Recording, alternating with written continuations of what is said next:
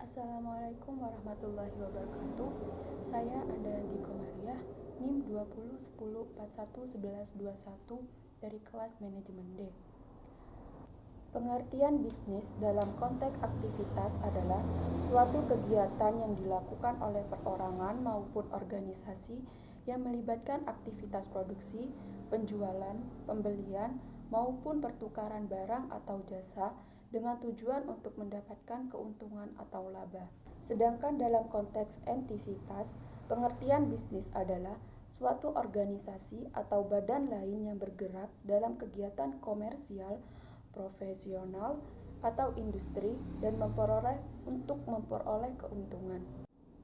Jenis-jenis bisnis itu ada 5. Yang pertama adalah bisnis manufaktur. Bisnis di mana bisnis ini berjalan di bidang pengolahan bahan baku atau bahan mentah menjadi bahan jadi. Contohnya seperti pabrik plastik, pabrik baja, pabrik tekstil. Yang kedua adalah bisnis jasa. Bisnis jasa adalah bisnis yang kegiatannya menciptakan dan menjual produk tak berwujud, yaitu jasa atau layanan kepada konsumen untuk menghasilkan keuntungan. Contohnya seperti jasa perawatan, misalnya salon, dan jasa pendidikan, sekolahan, jasa kesehatan, yaitu rumah sakit, keuangan, itu bank. Yang ketiga adalah jenis perdagangan. Perdagangan adalah jenis bisnis di bidang perniagaan yang membeli produk dari produsen atau mitra lainnya, lalu menjual kembali produk tersebut secara eceran ke konsumen akhir. Contohnya seperti toko kelontong, toko pakaian, dan toko grosir. Yang keempat adalah bisnis ekstraktif. Bisnis ekstraktif adalah jenis bisnis yang kegiatan usahanya menabung atau menggali barang tambang di dalam bumi, di mana produk yang dihasilkan merupakan bahan mentah untuk diolah kembali. Contohnya tambang emas, tambang minyak bumi, dan tambang gas bumi. Yang kelima adalah bisnis agraris. Bisnis agraris atau agribisnis adalah jenis bisnis yang kegiatan usahanya di bidang pertanian, perkebunan, peternakan, perikanan, dan kehutanan. Beberapa contoh bisnis di bidang agribisnis diantaranya adalah bercocok tanam padi di sawah, perusahaan kebun kelapa sawit, dan budidaya tanaman obat atau herbal. Pengertian dari manajemen. Manajemen adalah mengelola, mengusahakan, mengendalikan, dan memimpin. Sedangkan definisi lengkap manajemen yaitu serangkaian proses yang harus dilakukan oleh suatu organisasi dengan sumber daya manusia yang ada di dalamnya untuk mencapai tujuan tertentu.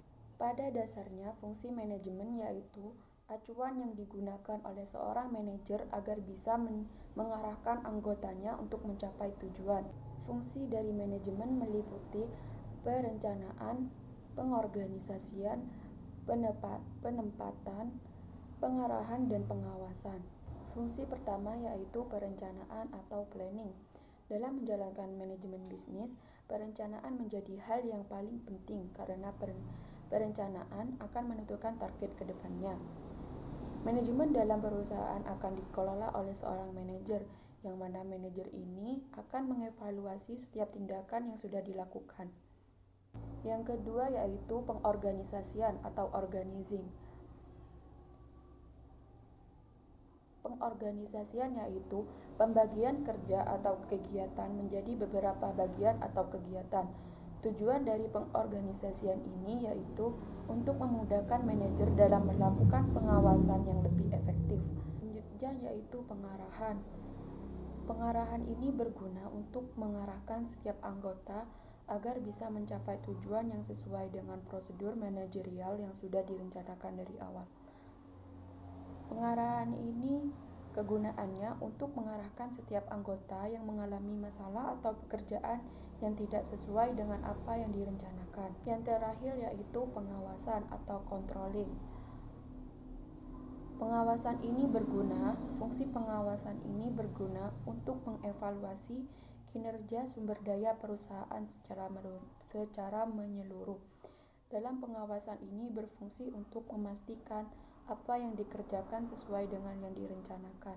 Contoh-contoh yang bisa kita temukan sehari-hari adalah manajemen strategi, manajemen administrasi perkantoran, dan manajemen biaya. Materi yang saya ambil adalah materi tentang sumber daya manusia.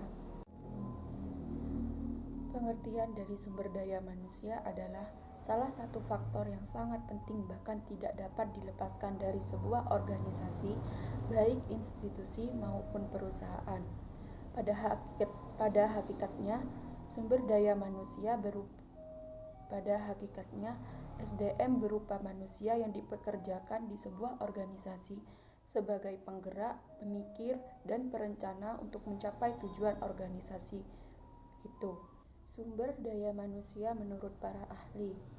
Yang pertama, menurut pendapat Mangkunegara, sumber daya manusia merupakan suatu perencanaan, pengorganisasian, pengkoordinasian, pelaksanaan, dan pengawasan terhadap pengadaan, pengembangan, pemberian balas jasa, pengintegrasian, pemeliharaan, dan pemisahan tenaga kerja dalam rangka mencapai tujuan organisasi. Yang kedua, menurut Sofyandi, sebagai suatu strategi dalam menerapkan fungsi manajemen atau planning, organizing, leading, dan controlling dalam setiap aktivitas atau fungsi operasional sumber daya manusia, mulai dari proses penarikan, seleksi, pelatihan, dan pengembangan. Fungsi manajemen sumber daya manusia yaitu perencanaan atau planning. Salah satu fungsi perencanaan manajemen sumber daya manusia yaitu upaya sadar dalam pengambilan sebuah keputusan yang sudah diperhitungkan dengan matang mengenai hal apa saja yang dilakukan di masa mendatang oleh suatu perusahaan untuk mencapai tujuan yang ditentukan. Contoh yang saya ambil adalah contoh manajemen sumber daya manusia. Manajemen sumber daya manusia internasional. Persaingan global dalam perusahaan multinasional tidak dapat hanya dihadapi dengan menyediakan sumber daya manusia yang memiliki kompetensi tinggi di bidangnya. Lebih dari itu, perusahaan harus memiliki strategi dan valuable asset, yaitu sumber daya manusia yang memiliki komitmen berwawasan luas tentang perusahaan di negara lain, mampu bersaing menghadapi tantangan dengan cepat, beradaptasi dengan lingkungan baru. SDM tersebut harus didistribusikan dan dialokasikan sedemikian rupa dengan cara tertentu sehingga dapat menyediakan keunggulan bersaing. Pengelolaan tenaga kerja asing dalam hal ini expired melalui penugasan ke luar negeri harus dilakukan dengan baik oleh perusahaan besar dan dengan pilihan strategi yang tepat merupakan upaya untuk mencapai tujuan perusahaan. Contoh yang kedua yaitu mahasiswa yang sudah mempunyai keahlian setelah lulus dan siap untuk bekerja. Sekian dari presentasi saya, kurang lebihnya mohon maaf. Wassalamualaikum warahmatullahi wabarakatuh.